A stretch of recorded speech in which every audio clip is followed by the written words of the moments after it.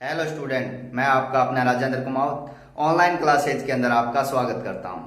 तो आज का हमारा टॉपिक है केमिकल रिएक्शन यानी रासायनिक अभिक्रिया। अभी तक हमने पदार्थों का परिवर्तन के द्वारा जो अभिक्रिया होती है उनको रासायनिक समीकरण के अंदर लिखना सीखा था पीछे तक वीडियो के अंदर कि रासायनिक समीकरण कैसे बनती है और वो क्यों बनाई, क्योंकि हमने पढ़ा था कि पदार्थों के अंदर परिवर्तन होते हैं, रासायनिक परिवर्तन, भौतिक परिवर्तन होते हैं। तो रासायनिक परिवर्तन से बनती है रासायनिक अभिक्रिया और उन अभिक्रियाओं को हमने लिखा था रासायनिक समीकरण के रूप में। तो अब बात करते हैं अपने कि अभिक्रियाएं हैं वो कितने प्रकार की होती है, अभिक्रिया होती क्या है, उसकी डेफिनेशन, वो उसके प्रकार क्या है, कौन सी रिएक्शन में क्या होता है, पदार्थ कैसे जुड़ते हैं, कैसे टूटते हैं और कैसे नए पदार्थों का निर्माण होता है।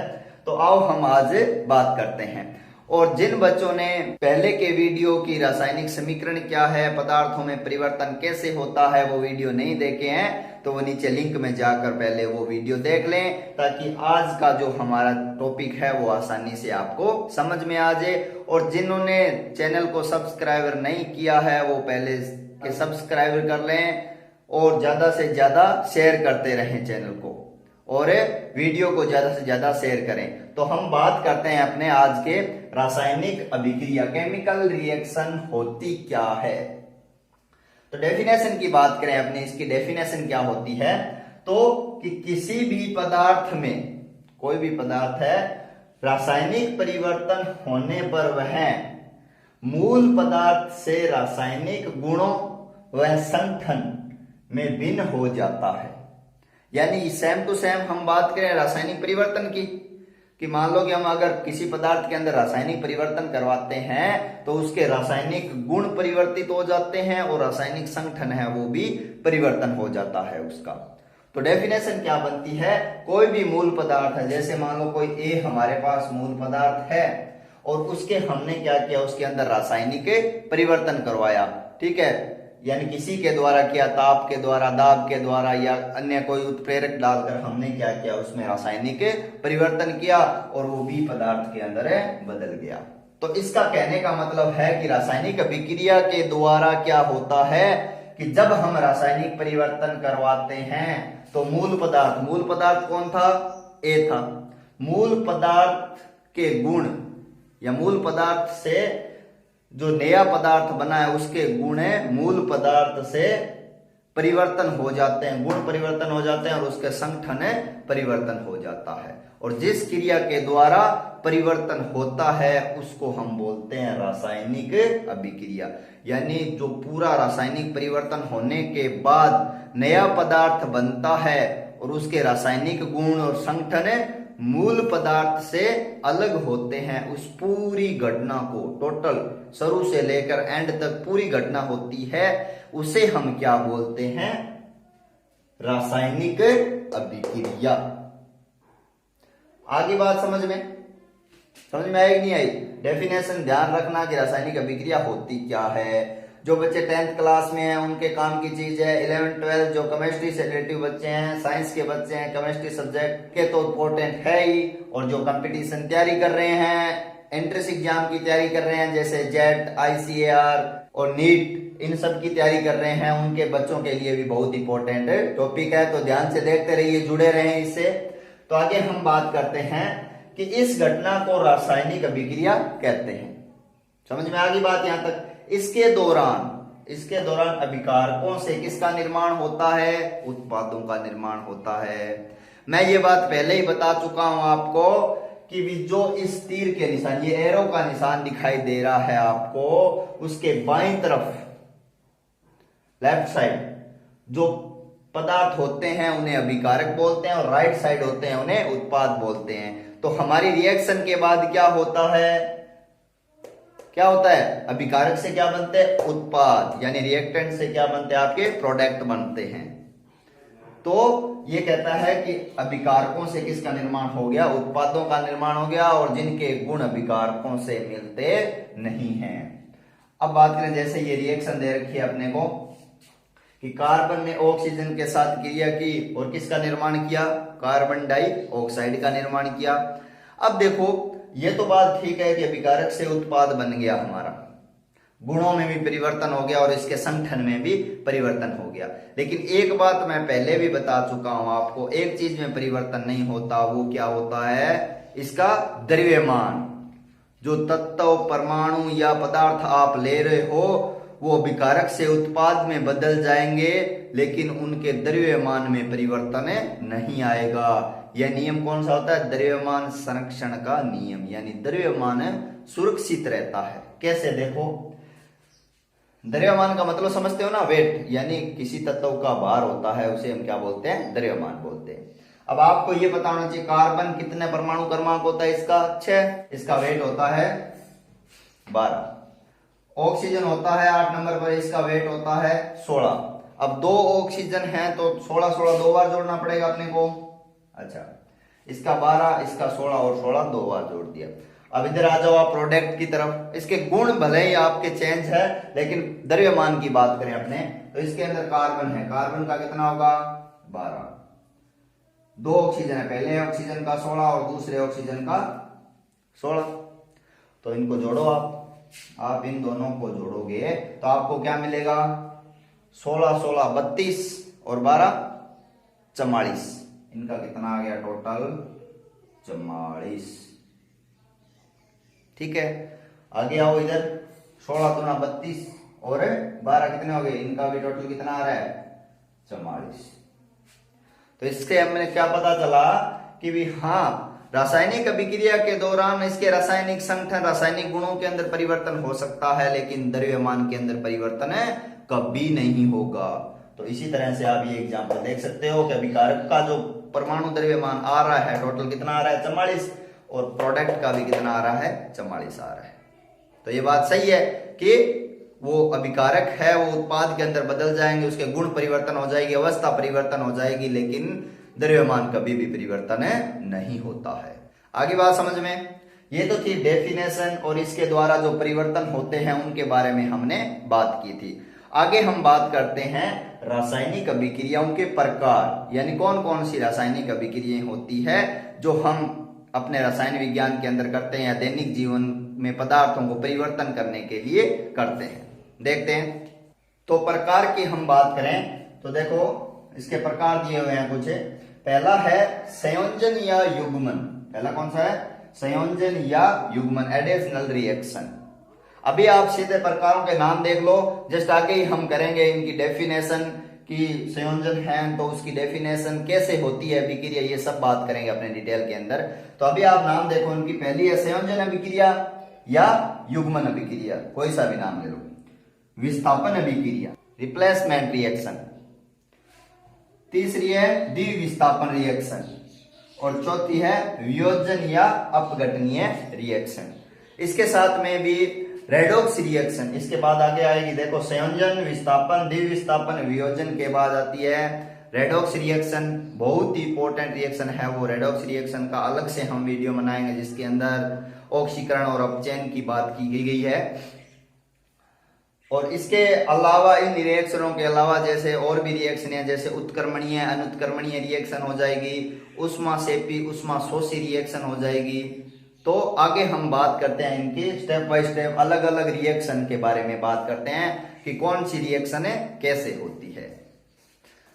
तो अगर आपके पास में नोटबुक है तो उतार लें, वरना आप स्क्रीनशॉट ले लें इसका, ताकि आपको ध्यान में रहे।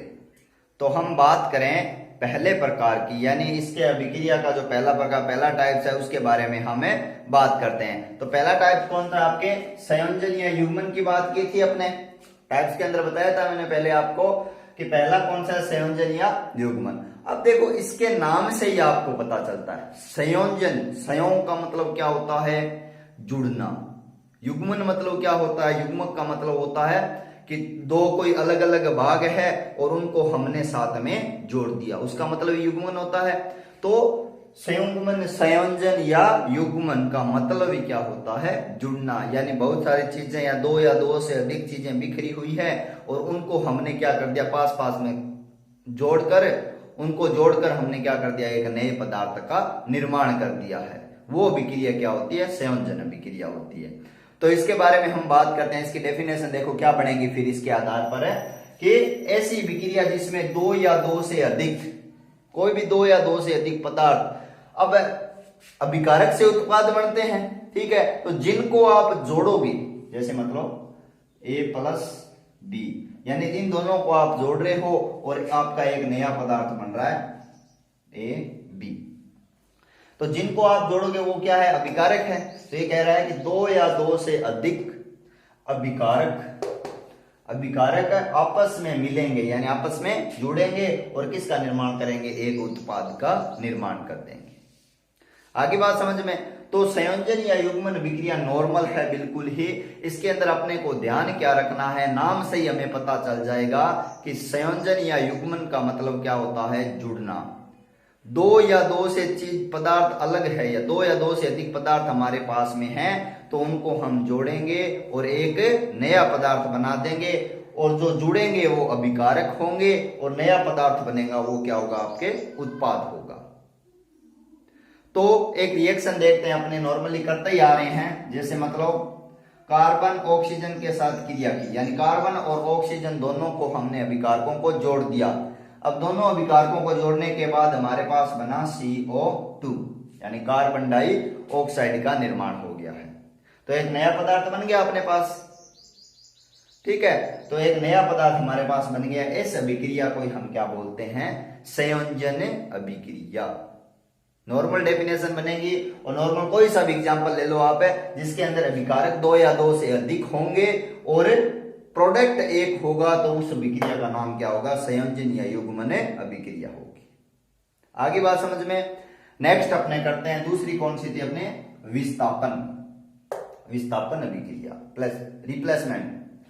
तो इसके अंदर ये बहुत ही इंपॉर्टेंट रिएक्शन है, इसको ध्यान से देखना आप। तो इसके अंदर क्या होता है? इसके अंदर हमें पता होना चाहिए कि जो अभिकारक भाग ले रहे हैं रिएक्शन को कराने के लिए, जो रिएक्टेंट उसके अंदर ऐड हो रहे हैं, रिएक्टेंट पार्टिसिपेट कर रहे हैं, तो उनके हमें एनर्जी का या क्रियाशीलता का क्रम पता होना चाहिए कि किसकी क्रियाशीलता कम है और किसकी क्रियाशीलता ज्यादा, ये पता होना जरूरी है। इससे पहले आप इसकी डेफिनेशन देखो क्या कहता है डेफिनेशन में, कि वह रासायनिक अभिक्रिया, कोई सी भी रासायनिक अभिक्रिया, मैं इसका एग्जांपल है वो ऊपर लेके आपको बता देता हूं, कोई भी रासायनिक अभिक्रिया होगी उसके अंदर एक अभिकारक में उपस्थित परमाणु, यानी अभिकारक दो होंगे रिएक्शन के अंदर। मान लो कोई रिएक्शन है, उसके अंदर दो अभिकारक पार्टिसिपेट कर रहे हैं, उसके अंदर एक अभिकारक का परमाणु दूसरे अभिकारक के परमाणु से क्या हो जाता है? प्रतिस्थापित हो जाता है। प्रतिस्थापित का मतलब क्या हो जाता है? कि वो खुद बाहर निकल जाता है और दूसरा वहां प्रवेश कर जाता है। जैसे मतलब नॉर्मली मैं एग्जांपल लेके आपको बताता हूं, AB हमारे पास एक अभिकारक है और दूसरा हमारे पास में है C। इसका है एग्जांपल, इसका है, ध्यान रखना आप ये नहीं कि ऊपर डेफिनेशन दे रखी है ऊपर वाले का, इसका रिएक्शन का आपको एग्जांपल बता रहा हूं मैं। AB प्लस और C, यानी दो हमारे पास अभिकारक हैं, ये आपस में रिएक्शन करेंगे और रिएक्शन कौन सी हो रही है? विस्थापन। तो ये देखो हमने क्या कहा डेफिनेशन के अंदर कि एक अभिकारक का परमाणु, यानी कहने का मतलब C का कोई भी परमाणु या C खुद क्या करेगा? दूसरे अभिकारक के परमाणु को प्रतिस्थापित कर देगा। इसका मतलब ये हुआ कि C की क्रियाशीलता A से क्या इसे B से क्या ज्यादा है, यानी C की क्रियाशीलता B से क्या ज्यादा है, तभी तो वो उठा के उसको बाहर निकालेगा ना, क्योंकि जिसकी ज्यादा एनर्जी होती है वही कमजोर को उठा के बाहर निकालता है। ऐसा तो नहीं कमजोर ताकतवर को उठाकर बाहर निकाल देगा, ऐसा तो कभी नहीं होगा। अब देखो C है, C की एनर्जी या क्रियाशीलता है वो अधिक है, वो जैसे ही AB अभिकारक के पास जाएगा तो क्या करेगा? इस B को बाहर निकाल देगा और खुद वहां पर बैठ जाएगा। तो रिप्लेसमेंट हो गया ना, यहां पर क्या हुआ? प्रतिस्थापन हो गया, इसको बाहर निकाल दिया और खुद बैठ गया और प्रोडक्ट देखो क्या बनेगा? AC plus B। तो नया पदार्थ बन गया ना, बना या नहीं बना? तो इस तरह से हम कह सकते हैं कि भी डेफिनेशन बिल्कुल सिंपल है, आप एग्जांपल के आधार पर आप इसे समझ सकते हो, इस एग्जांपल के आधार पर, और मैं रिएक्शन भी करा के आपको बताऊंगा। तो देखो आप इसमें क्या किया इसने कि वह रासायनिक अभिक्रिया जिसमें एक अभिकारक में उपस्थित परमाणु, यानी एक अभिकारक में उपस्थित परमाणु या C खुद क्या कर रहा है, दूसरे अभिकारक के परमाणु, यानी दूसरे अभिकारक के परमाणु द्वारा क्या हो रहा है, प्रतिस्थापित हो रहा है। इसे हम क्या बोलते हैं, विस्थापन अभिक्रिया बोलते हैं। इसका एक एग्जांपल लेके देखते हैं। उससे पहले आप इधर आओ, थोड़ा सा इधर देखो, इसको, इस क्रम को देखो आप। इसके अंदर आप देखो कि जैसे जैसे ये नीचे जा रहे हैं, क्रम ये नीचे जा रहा है, क्रियाशीलता कम हो रही है। जैसे जैसे नीचे जा रहा है क्रियाशीलता क्या हो रही है, कम। यानी इसके अंदर आप देखो कि K की क्रियाशीलता क्या अधिक है, उसके बाद कम किसकी है, सोडियम की, उससे कम किसकी है, कैल्शियम की, उससे कम मैग्नीशियम की, उसके कम जिंक की, फिर फेरस, टीबी लेड, हाइड्रोजन, कॉपर, मरकरी, और उसके बाद सिल्वर और गोल्ड। तो इन सब की सबसे कम क्रियाशीलता किसकी हो जाएगी, आपके AU की हो जाएगी। यानी अब हम एक रिएक्शन लेके देखते हैं, उसके आधार पर आप बताना कि कौन सा पदार्थ किसको प्रतिस्थापित करेगा। तो जिंक की रिएक्शन है, जिंक की क्रिया किससे करवाई हमने, कॉपर सल्फेट से। तो इधर आप क्रम के अंदर आओ, इसके अंदर आप मुझे बताओ कि इनमें से जिंक और कॉपर में से कम क्रियाशील कौन है, कम क्रियाशील कौन है, कॉपर है, क्योंकि देखो यहां जिंक है और यहां कॉपर है, यानी जैसे जैसे नीचे जाएंगे क्रियाशीलता का क्रम कम हो जाएगा। ठीक है, तो हम बात करते हैं कि जिंक की क्रियाशीलता ज्यादा है, तो ये क्या करेगा, इससे अभिकारक पर अटैक करेगा। जिंक परमाणु है वो किस पर अटैक करेगा, कॉपर सल्फेट पर। तो कॉपर सल्फेट पर जैसे ही अटैक करेगा तो ये कॉपर को बाहर निकाल देगा। तो जैसे ही अटैक किया तो कॉपर को बाहर निकाल दिया और खुद यहां पर आकर बैठ गया। तो नया प्रोडक्ट बनेगा जिंक सल्फेट प्लस में कॉपर बाहर हो गया। आगे बात समझ में। तो इस तरह से इसे बोलते हैं हम विस्थापन अभिक्रिया। तो विस्थापन अभिक्रिया नॉर्मल है कि एग्जाम्पल के द्वारा आप समझ सकते हो। देखो जिंक की क्रियाशीलता ज्यादा है, कॉपर की कम है, तो जिंक ने कॉपर को बाहर निकाल दिया और खुद वहां पर बैठ गया। तो डेफिनेशन समझ में आ गई कि कोई भी रासायनिक अभिक्रिया जिसमें एक अभिकारक में उपस्थित परमाणु, यानी एक अभिकारक में उपस्थित परमाणु या जिंक का कोई परमाणु दूसरे अभिकारक के परमाणु या समूह या परमाणु एक ही बात है, परमाणु या समूह को क्या कर देता है, विस्थापित कर देता है, बाहर निकाल देता है और खुद वहां पर बैठ जाता है। उस अभिक्रिया को बोलते हैं हम विस्थापन अभिक्रिया। आगे बात समझ में, बहुत इंपॉर्टेंट है रिएक्शन, इसे ध्यान में रखना। नोटबुक है तो नोट कर लो, स्क्रीनशॉट ले लो, वरना ये ध्यान रखना। और इस क्रियाशीलता के क्रम को भी ध्यान रखना। आगे नेक्स्ट हम रिएक्शन की बात करते हैं। नेक्स्ट रिएक्शन है द्विविस्थापन अभिक्रिया। विस्थापन के बाद द्विविस्थापन, ये विस्थापन की तरह, ये विस्थापन का एक भाग मान लो आप इसे द्विविस्थापन के अंदर, उसी से मिलती जुलती रिएक्शन है। अगर वो समझ में आ गई आपके तो ये तो समझ में आ ही जाएगी, कोई दिक्कत वाली बात ही नहीं है। तो इसके अंदर हम बात करें कि इसमें दोनों अभिकारकों के परमाणु या परमाणु समूह आपस में विस्थापित हो जाते हैं। उसके अंदर क्या हो रहा था, एक अभिकारक का परमाणु दूसरे अभिकारक के परमाणु को विस्थापित कर रहा था, ये था। यहां पर क्या है, यहां पर एनर्जी या क्रियाशीलता की बात नहीं है, वो आपस के अंदर एक दूसरे की जगह ले लेंगे। कैसे देखो, जैसे मान लो कि ए बी एक अभिकारक है और दूसरा क्या है, सी डी है। तो हमारा जो नया प्रोडक्ट बनेगा वो क्या बन जाएगा, ए डी और सी डी। इस तरह से इन्होंने क्या ले ली है, अपनी जगह ले ली है ना। जैसे मान लो कि डी आ गया बी की जगह और बी आ गया है डी की जगह आ गया, तो एक दूसरे ने अपनी जगह चेंज कर ली है। इसी रिएक्शन को हम क्या बोलते हैं, द्विविस्थापन, यानी दोनों ने विस्थापन कर लिया है, इसे द्विविस्थापन कहते हैं। इसे रिलेटिव एक रिएक्शन की है आपने, देखो कि कॉपर सल्फेट की रिएक्शन किससे करवाई, सोडियम बाई हाइड्रोक्साइड के साथ। तो देखो क्या हुआ, सल्फेट यानी ये सल्फेट समूह है वो तो किसके साथ चला गया, सोडियम के साथ में, यानी इस हाइड्रोक्साइड की जगह पर, और हाइड्रोक्साइड किसके साथ आ गया, कॉपर के साथ में आ गया। तो हमारा जो नया प्रोडक्ट बना वो क्या बना, देखो कॉपर हाइड्रोक्साइड और ये देखो सोडियम सल्फेट हमारा नया प्रोडक्ट बन गया है। तो इस तरह से इन्होंने देखो क्या कर लिया है, परमाणु या परमाणुओं के समूह ने अपनी जगह है वो आपस के अंदर चेंज कर ली है और नया पदार्थ बना दिया है। इस अभिक्रिया को हम क्या बोलते हैं, द्विविस्थापन अभिक्रिया। आगे बात समझ में। अगली है वियोजन या अपघटनीय। जो हमने पहली रिएक्शन की थी संयोजन या युग्मन, उसका उल्टी रिएक्शन है ये, यानी उसमें हम जोड़ रहे थे और इसमें तोड़ेंगे। यानी वियोजन का मतलब होता है टूटना, अपघटन का भी मतलब क्या होता है, टूटना ही होता है। तो रिएक्शन के नाम से ही आप रिएक्शन को समझ जाना कि रिएक्शन क्या कहना चाहती है।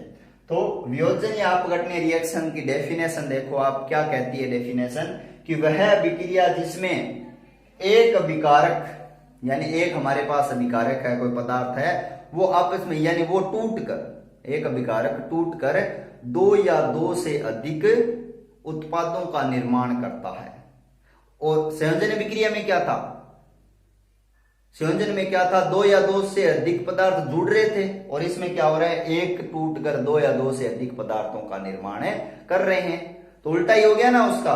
तो उस अभिक्रिया को हम क्या बोलेंगे, वियोजन या अपघटनीय अभिक्रिया बोलेंगे। जैसे मान लो कि ए बी हमारे पास कोई भी अभिकारक है, वो जैसे ही रिएक्ट करेगा रिएक्शन होगी और उसने क्या बना दिया, ए प्लस बी, यानी दो पदार्थों का निर्माण कर दिया है और अपघटन की क्रिया यानी टूटने की क्रिया कंप्लीट कर दिया इन्होंने। इसलिए इस रिएक्शन को हम क्या बोलेंगे, वियोजन या अपघटनीय अभिक्रिया। आगे बात समझ में, यहां तक तो आपको कोई दिक्कत नहीं। इस आपकी अपघटनीय वियोजन अभिक्रिया है, इसके 2-3 पार्ट्स दिए हुए हैं, अलग अलग भाग दिए हुए हैं, उनकी हम बात करें तो अब ये तो बात सही है कि कोई भी पदार्थ है, वो मैंने पहले ही बताया था कि कोई पदार्थ एक जगह पर पड़ा है आराम से, कोई भी रिएक्शन नहीं हो रही है, कोई भी उस पर हमने दाब या तापमान या कोई प्रकाश कुछ भी नहीं डाला, तो वो पदार्थ दूसरे पदार्थ में बदल जाएगा क्या, नहीं बदलेगा। तो उसके लिए हमें कुछ ना कुछ उस पर ताप है, दाब है, कुछ ना कुछ डालना पड़ेगा, कोई भी प्रकाश या लाइट वगैरह कुछ तो डालना पड़ेगा। इसके आधार पर इन्होंने 2-3 पार्ट के अंदर इस रिएक्शन को डिवाइड किया है। देखो, तो पहली है विद्युत अपघटन। विद्युत अपघटन का मतलब है कि जैसे मान लो कि एक पदार्थ टूट कर दो या दो से अधिक पदार्थों का निर्माण कर रहा है, तो अगर मान लो कि इस पर हमने विद्युत डाली, क्या डाली, विद्युत डाली और प्रोडक्ट बन गया, तो वो कौन सी अभिक्रिया होगी, विद्युत अपघटनीय अभिक्रिया। ठीक है। अगर मान लो कि कोई रिएक्शन यहां पर हो रही है, विद्युत यानी अपघटन अभिक्रिया हो रही है, और वो किसके द्वारा हुई, उष्मा के द्वारा, यानी हमने तापमान दिया उस पर, यानी ताप डाला, उष्मा के द्वारा कंप्लीट हुई, तो वो अभिक्रिया कौन सी होगी, उष्मीय अपघटन अभिक्रिया, क्योंकि उष्मा के द्वारा हो रही है इसलिए उष्मीय अपघटन अभिक्रिया। नेक्स्ट है प्रकाशीय। अगर मान लो कि यहां पर हम लाइट देते हैं, यानी प्रकाश की किरणें डालते हैं और अभिकारक किसमें बदल जाते हैं, उत्पाद में बदल जाते हैं, तो वो अभिक्रिया कौन सी होगी, प्रकाशीय अभिक्रिया होगी। आगे बात समझ में। तो इस तरह से वियोजन और अपघटनीय अभिक्रियाओं को 3 भाग में बांटा है। अगर विद्युत के द्वारा अपघटन हो रहा है तो विद्युत अपघटनीय अभिक्रिया, उष्मा के द्वारा हो रहा है तो उष्मीय अपघटन अभिक्रिया, और प्रकाश के द्वारा हो रहा है तो प्रकाशीय अपघटन अभिक्रिया। एक हम बात करते हैं, एक एग्जाम्पल की बात करते हैं जो उष्मीय अपघटन का एग्जाम्पल है, तो वो विद्युत अपघटन इसका अपघटनीय अभिक्रिया का भी हो जाएगा और उसके बाद उष्मीय अपघटन का भी हो जाएगा। तो देखो किस तरह से वो एग्जाम्पल है, हम इसकी बात करते हैं। तो इस एग्जाम्पल को आप ध्यान से देखिए कि देखो कैल्शियम कार्बोनेट यानी अभिकारक है हमारे पास में। इस अभिकारक को हमने क्या दिया, तापमान या उष्मा दी। कितना तापमान दिया, 473 केल्विन तापमान दिया। तो जैसे 473 केल्विन तापमान दिया तो ये देखो हमारे पास प्रोडक्ट बन गए, कैल्शियम ऑक्साइड CaO और कार्बन डाइऑक्साइड गैस है वो बाहर निकलती हुई हमें दिखाई दे रही है।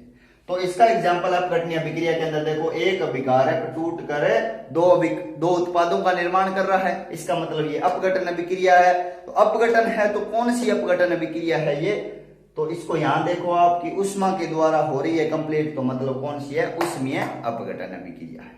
आगे बात समझ में। तो इसकी डेफिनेशन आपको समझ में आ गई होगी, एग्जाम्पल है वो भी आपको समझ में आ गया होगा। इसके बाद जो हम बात की थी रेडॉक्स रिएक्शन की, जिसके अंदर ऑक्सीकरण और अपचयन रिएक्शन है, वो हम अगले वीडियो के अंदर पढ़ेंगे, क्योंकि डिटेल के अंदर पढ़ेंगे और बहुत ही इंपॉर्टेंट है, उससे क्वेश्चन आते हैं। जितने भी कंपटीशन एग्जाम है, एंट्रेंस एग्जाम है और जो बच्चे 11th-12th के बच्चे हैं या कॉलेज के बच्चे हैं उनके लिए भी वो बहुत ही इंपॉर्टेंट रिएक्शन है, तो उसका हम अलग से वीडियो बात करेंगे। तो आज का टॉपिक आपको समझ में आ गया होगा। जो हमने रिएक्शनें की है आज, रासायनिक अभिक्रिया होती क्या है, उसके बाद उसके प्रकार जैसे संयोजन अभिक्रिया है, विस्थापन अभिक्रिया, द्विविस्थापन अभिक्रिया, वियोजन अभिक्रिया और वियोजन अभिक्रिया के पार्ट्स वगैरह ये हमने किया था। आगे हम जो रेडॉक्स रिएक्शन करेंगे उसके अंदर ही मैं थोड़ा सा बता दूंगा आपको ऊष्माक्षेपी और ऊष्माशोषी अभिक्रिया और क्या होती है। तो उम्मीद है आपको आज का वीडियो समझ में आ गया होगा। जितने भी अपने टॉपिक किए हैं वो सभी आपको समझ में आ गए होंगे।